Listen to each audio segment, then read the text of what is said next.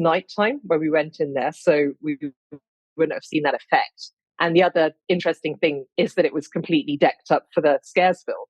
So I think this was just after Scaresville had taken place. And it was strewn with these enormous cobwebs. And we went in there because we'd heard from Philip that his daughter had gone in with some friends, and they'd had such a frightening experience that they ran out in the middle of the night and wandered around town and refused to come back until it was daylight. And they've never spoken about what it was that they experienced there.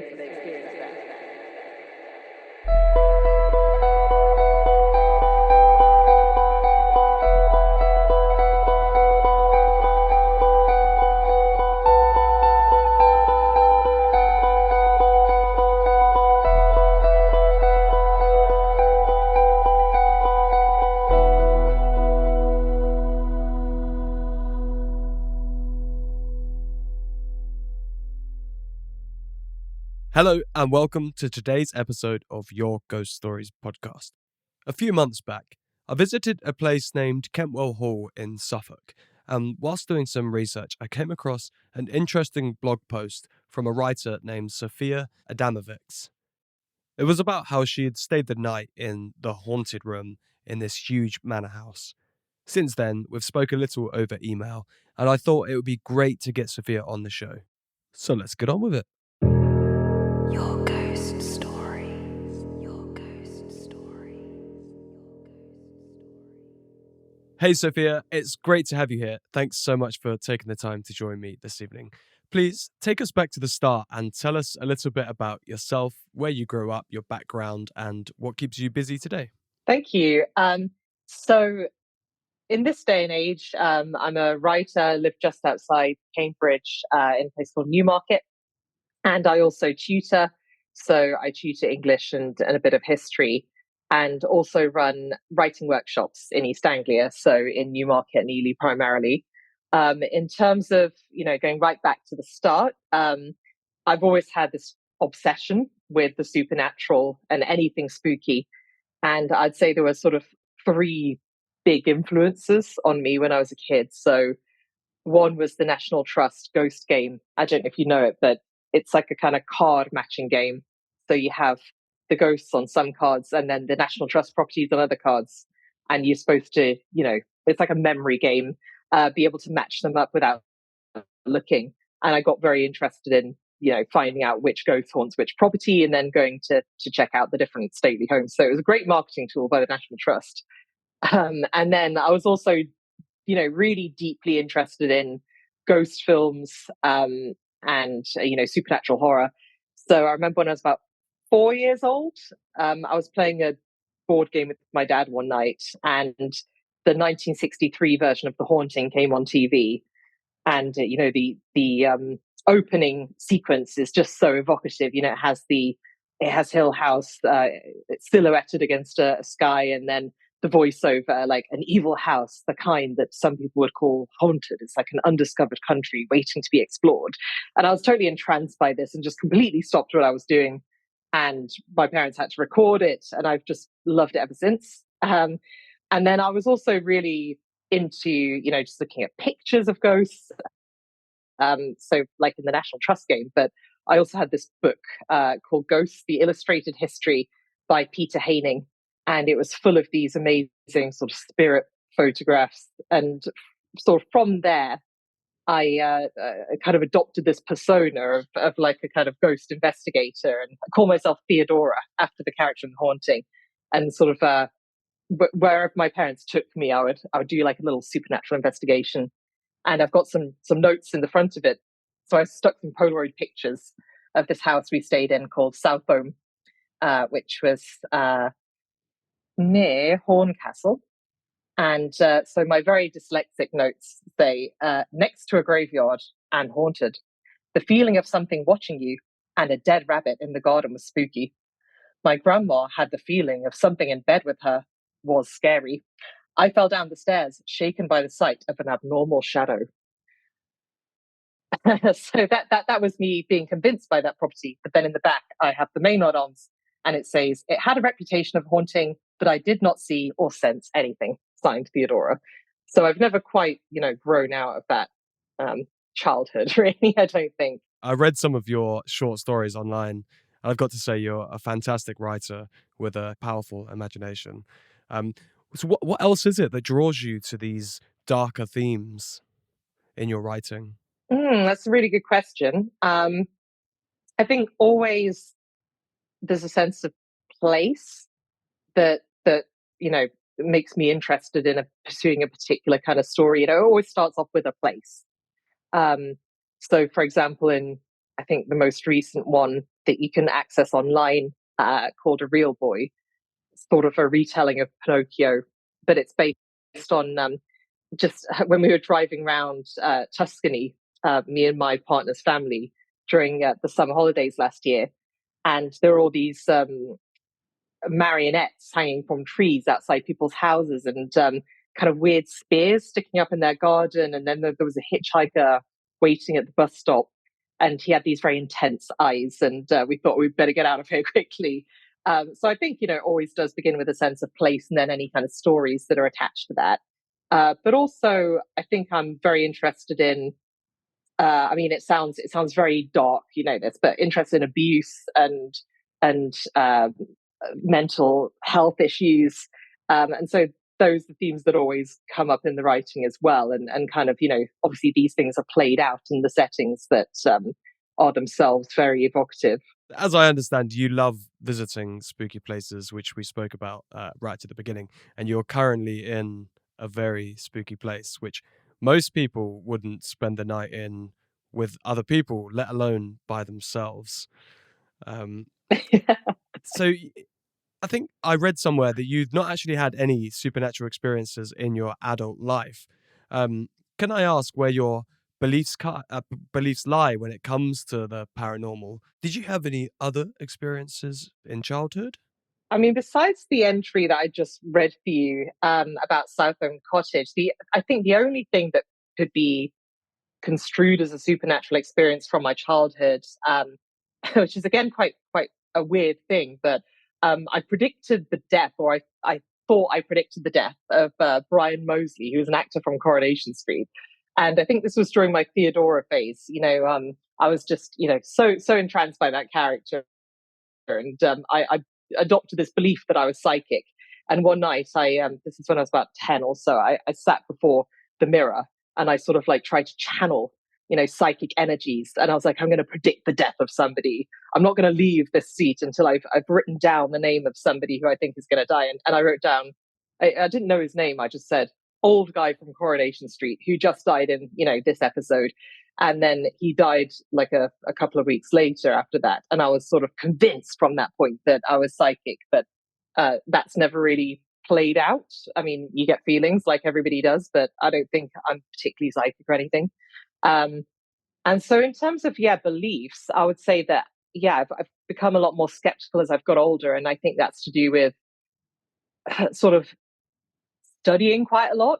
So I was at university for 7 years, and I'm not saying don't get me wrong, I'm not at all saying there's like this correlation between if you study more, then you're gonna definitely become more skeptical and cynical, and you're gonna shrug off these beliefs, because I don't think it works like that at all. But I think with the way that my mind works, I'm just so used to questioning everything that's translated itself into that more skeptical approach to things like the supernatural. But I think we need the supernatural, and I'm quite like Danny Robbins, I think, in that he's a skeptic who wants to believe.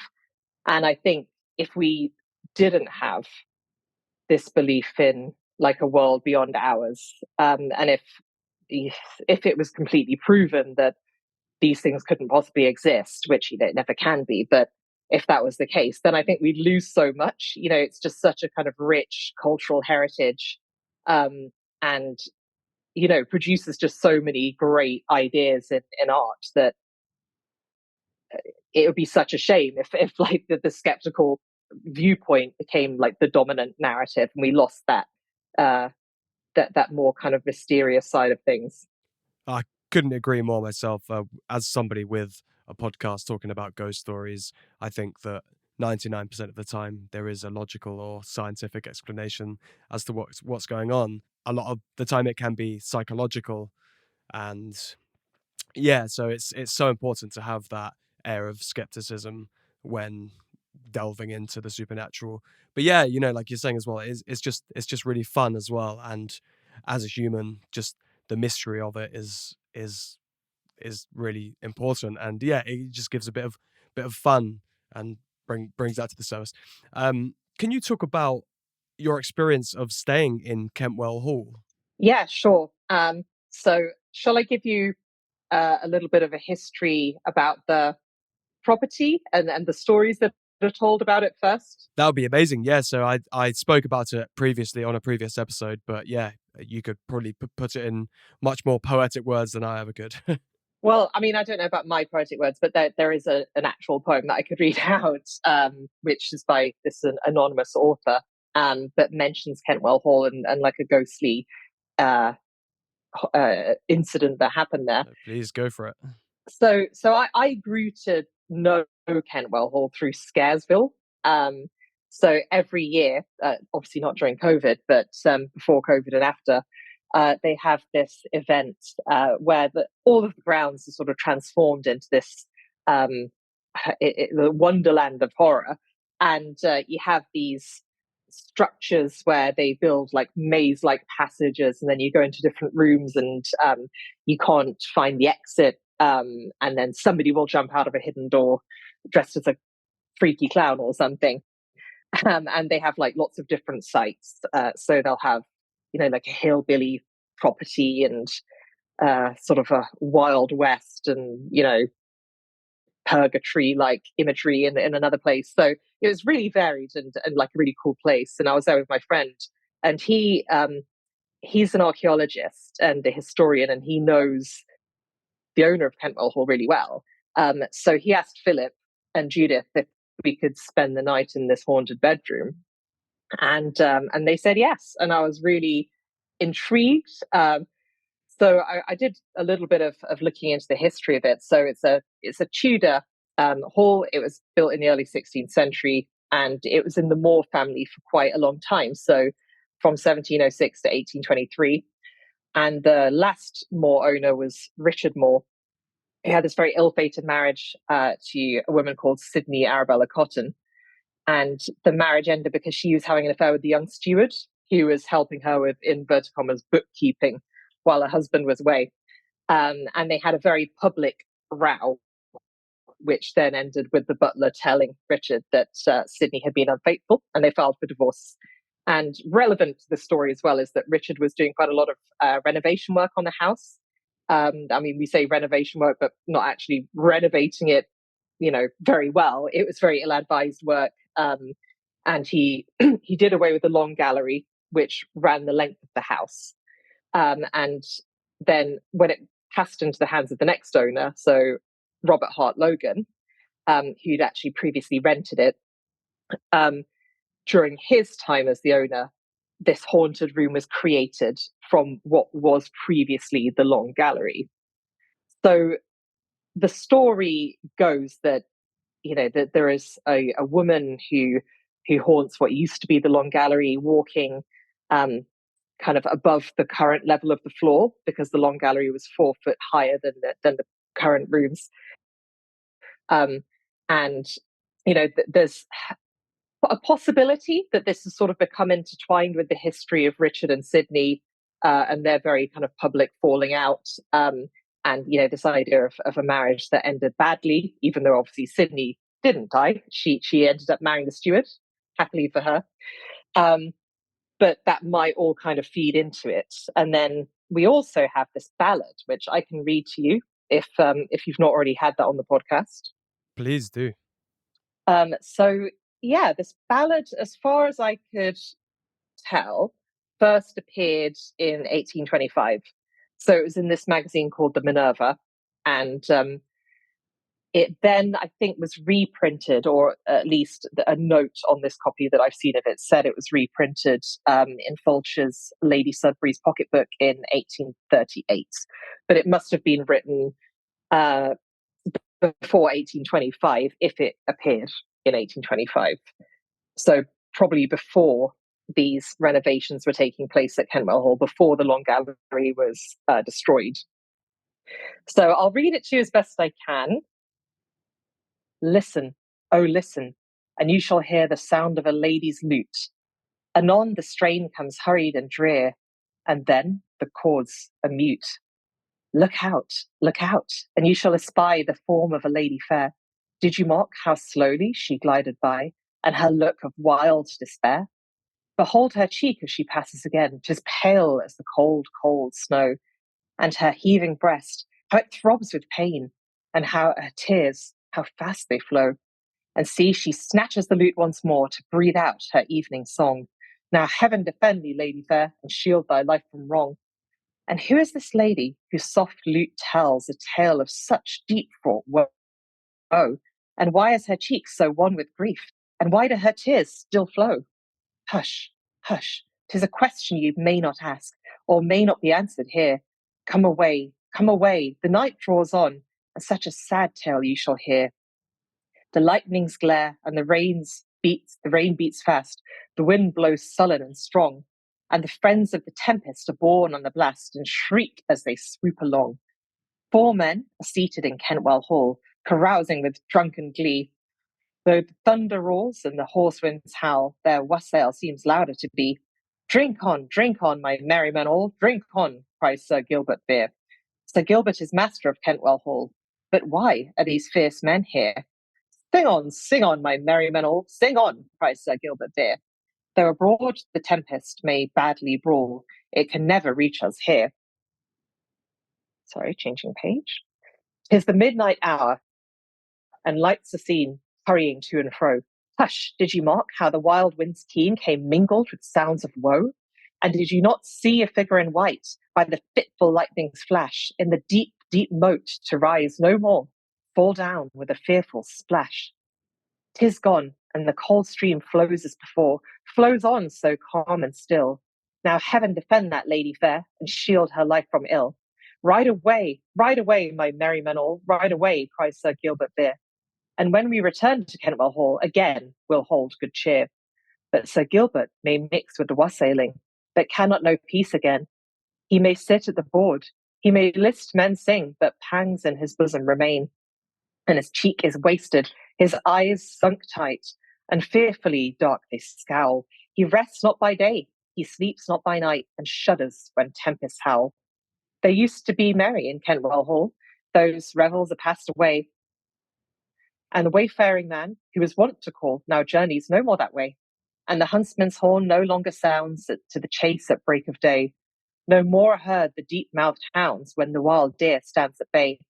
There is a vast chamber in Kentwell Hall, and its walls are dismantled and bare. Save the light from yon lattice, 'tis desolate all, and no one may enter there. For in that room wild shrieks are heard, when the midnight storm blows shrill, and they say through yon lattice strange lights are seen, and the lady is wandering still. So it's a really cool ballad. We don't know who wrote it. Patrick has a copy that is signed ALG, and he sort of inferred from that it might have been Lewis and Gower. But Francis Lewis and Gower, obviously Francis, who is the poet alive at that time, his initial is an A. So we don't actually know who wrote that. But that's kind of one source of this white lady story. And the other source kind of comes from Patrick and Judith and their the accounts they've heard from people who've stayed in this haunted bedroom. So there are a few really good stories about that. So the previous owner of Kentwell, before they bought it in the 1970s, she reported hearing, footsteps and the rustling of a dress in the middle of the room, 4 feet above the current level. So that was from Mrs. Starkey Bents. And then they've had friends come to stay and say they never wanted to stay there ever again. My personal favorite story that they told was his daughter was in the adjoining room. So it also used to be part of the Long Gallery, but was divided into this haunted room in the adjoining room. And his daughter was staying there, but she had to leave in the middle of the night, and she ended up camping outside her parents' door. And when they asked her why this was, she said there were too many people in the room. So this sense of it being kind of crowded with presences. So there was a lot of, really promising stuff kind of leading up to me staying here.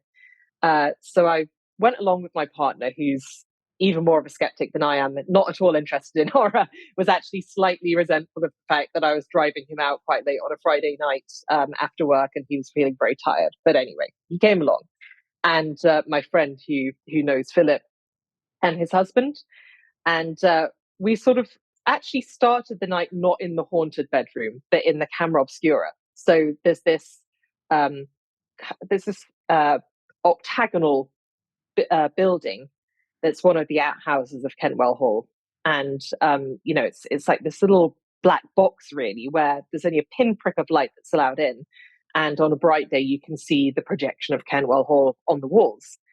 Obviously, it was nighttime when we went in there, so we wouldn't have seen that effect. And the other interesting thing is that it was completely decked up for the Scaresville. So I think this was just after Scaresville had taken place. And it was strewn with these enormous cobwebs.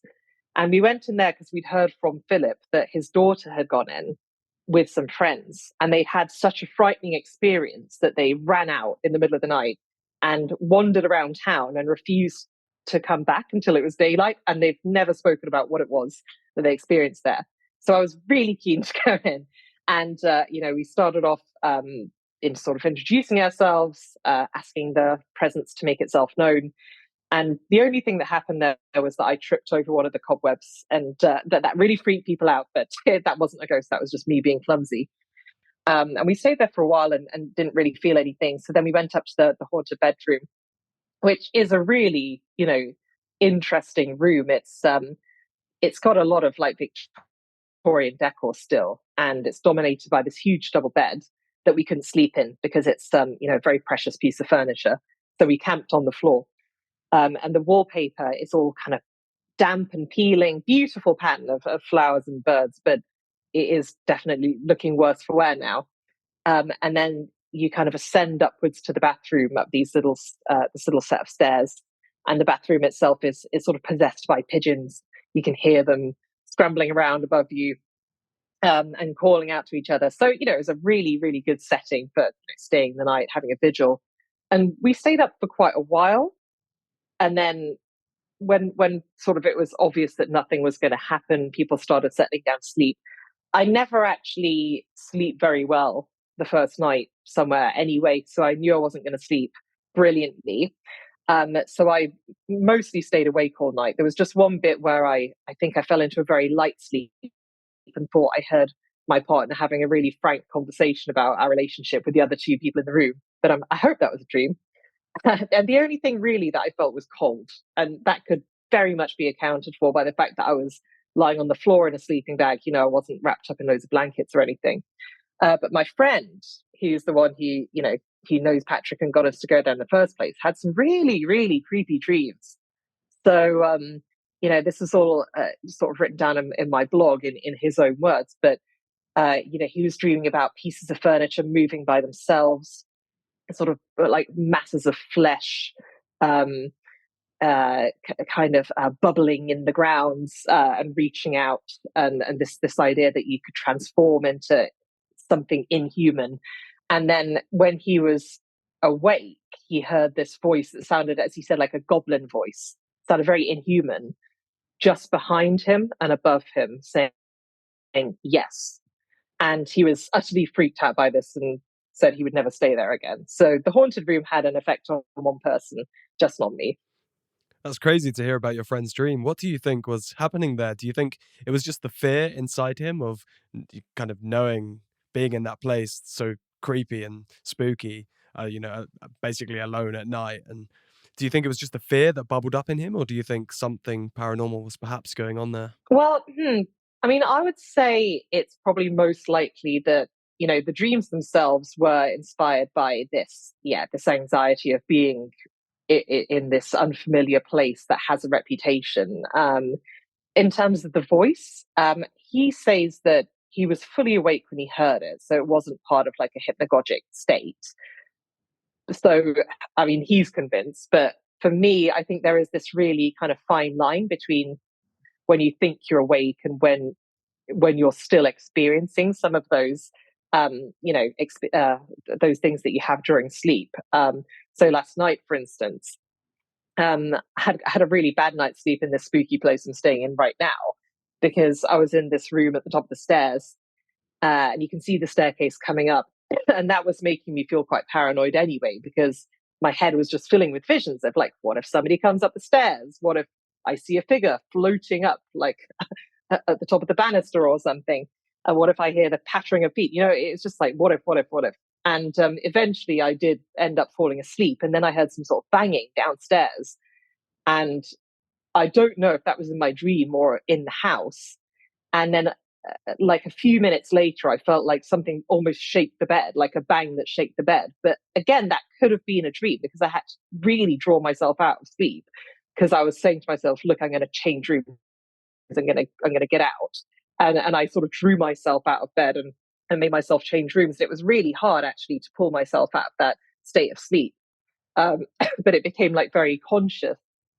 So I think, the boundary between what we're experiencing in our conscious mind and what is in our, dream state is very, very thin. You clearly don't have much anxiety staying in these places. I know I certainly couldn't stay in these so-called haunted locations alone. What is your goal when visiting these places? Do you do it just for the thrill? Are you looking for proof of paranormal activity, or?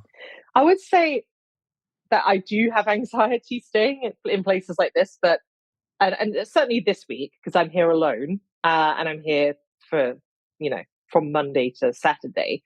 So if anything did go bump in the night, or more so than what's actually happened, it's not as if I'm near anyone here. Like, there's a main road out there, and there's a house at the top of the hill, but it's ages away from this. So there's no phone signal here. So there's nothing I can do about it if I get really freaked out. I mean, I could drive away, but I'd say when I'm on my own, I do psych myself out, and I think part of that is almost for the fun of it, even though it's not fun at the time. Like last night, I was not having fun, and like if somebody was like, hey, this could be the time where you would see an actual ghost, and you would get kind of proof that these things existed. You'd have your very own experience. Like, would you like that to happen? I would have said no, because I was just too scared. But when I'm with other people, I think that's a whole different thing. So, like at Kentwell, or when I went to Oliver Cromwell's house, I was going with the intention of hoping to have some sort of experience. And I think I'm like, I become very brave in those situations. I think it's just because I'm so keen and so enthusiastic. Like, I just want something to happen. So when I went to Oliver Cromwell's house, people were in like the study bit of the house, and they were saying, oh, there's a shadow over there by the mannequin. It's hovering behind the mannequin. Can you see it on the wall? And then I went straight over there and I sat in the exact spot, and sort of felt around to try and feel any cold spots, or, see something myself. And I couldn't really, apart from I was aware that there was a road nearby and that there were some car headlights. So I think I'm always almost desperate in those situations to find something that confirms like these more esoteric interests or like beliefs that I have. But yeah, on my own, I'm definitely not looking for that. It's more a sort of retrospective sense of fun. So it seems to me that it's quite popular for centuries and centuries for writers such as yourself to go around to these locations and do their work, which you're doing right now. Do you tend to get much work done, much writing done when you're in a place like this by yourself, or are you kind of distracted and procrastinating? Well, I've only been here a day, and I would say that I had such a bad night's sleep last night, that I wasn't productive this morning. So normally with my routine, I wake up I start writing, sorry, about 8:30 and carry on till lunchtime. And then this morning, I'd had so little sleep the night before that I just let myself lie until 9:30. By the time it got to like 10:30, I'd started writing a bit, and then I actually went to go to a spa. So, so I wasn't being productive today at all. But we'll see. There are a few more days. If I have a good night's night, hopefully, I might be able to wake up a bit earlier and sort of feed off the atmosphere rather than letting it play havoc with my schedule. As a writer, I'd love to hear your opinion on this. So, a few months ago, I went to a place called Bury Pomeroy Castle down in Devon. I'm not sure if you're familiar, which has some really cool ghost stories there. So I went there for the day to have a look around, and I spoke to the guy on the ticket office, and he said a theory that I'd never heard before, and was just talking about ghosts and stuff, and asking him about the stories, and he was a complete skeptic and had no interest in entertaining the ideas of ghosts.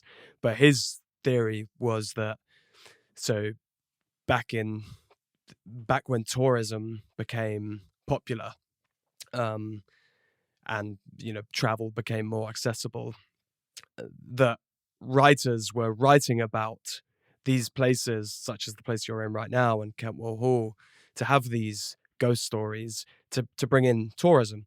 And if that's true, it's absolutely worked, because a sucker like me goes to this place just because of that story. Don't get me wrong, the history alone and the architecture is beautiful, but the main reason I go to these places is because I'm fascinated with the stories. So yeah, I'd love to hear your take on his opinion on kind of writers creating these ghost stories at these places. I think that, yeah, that's a really fascinating take on it. And I was just reading in this book called The Ghost: A Cultural History by Susan Cooper. Just interjecting quickly there, Sophia messaged me and said it's actually by Susan Owens. How it was like during the kind of the age of personality, so sort of the 18th century, that people started going to stately homes and these grand houses because of personalities attached to them. So you would you would go somewhere because a famous member of the royal family had lived there or was connected to it in some way. And then the ghost stories followed almost organically from that, because of course, if you're talking about where somebody lived, you then think about their death, and if their death was like unusual, or if there are interesting facts surrounding it, then that's going to generate more interest as well. So I would say it could be like more of a consequence rather than a cause, like because people are interested in these famous figures, like the ghost stories follow on from that. But I don't know. I mean, what I find really interesting is when you get like really modern properties, which people say, they've experienced some sort of supernatural activity in. And it seems to have absolutely nothing to do with the house and nothing to do with them living there. It might be something deeper in the land. So we're kind of going back into the realm of folk horror here, I suppose. This sense that there is something deep down in the earth and that kind of exists before the house does itself, before these famous people did, that is somehow bleeding through time and coming into the present. And I think there are I think it's more about a sense of place. I think there are certain spots where they're almost like hot spots, because of the conditions, the environmental conditions. That it sort of encourages that response in people. So yeah, I don't know if that's a coherent answer really, but I think there are a few different things going on. One is landscape, and one is personality. Your ghost stories. Your ghost stories. Sophia, it's been a pleasure to have you on, speaking to you and reading some of your stories previously. You're clearly very intelligent and articulate, so it's great to hear your take on things and just to get to know you a little. I'm looking forward to reading some more of your work, but for everybody listening that may be interested, where can people find more about you and your work? So I've got a particularly badly made website. I've not been bothered to design like a proper website. So you can go to Sophia Adamowicz. So AMD. Sorry, this is me being dyslexic. ADAMOWIXsite.com/website. And probably easier than that is just to find me on Twitter. So that's Sophia A with capital A underscore writes. So yeah, like whenever I've got something new out, you'll find it on Twitter. You don't have to go to the badly made website. Fantastic. Well, I'll put your Twitter and your website link in the bio for this, so anyone can just click that and go check it out. But yeah, what's next for you, Sophia? So I'm trying to finish off a draft of this novel that I've been working on. It sounds really high-minded when you say that, but even though I introduce myself as a writer, I still don't feel like a writer. I feel like someone who writes. So yeah, so far I've not, sold or published a big novel. So I'm just currently writing a draft of one, which is set around this area. It's actually set in my parents' village, and it's a folk horror. So I'm gonna hopefully finish that off and see what happens with that, if anything, and continue writing short stories, I think, and just see where they go. If they end up sort of not going anywhere, at least I've had the cool experiences that inspire them. Oh, great. Well, I wish you all the best and wish you nothing but success in the future with your writing. Oh, thank you. And thank you so much for coming on today. Thank you so much. Bye.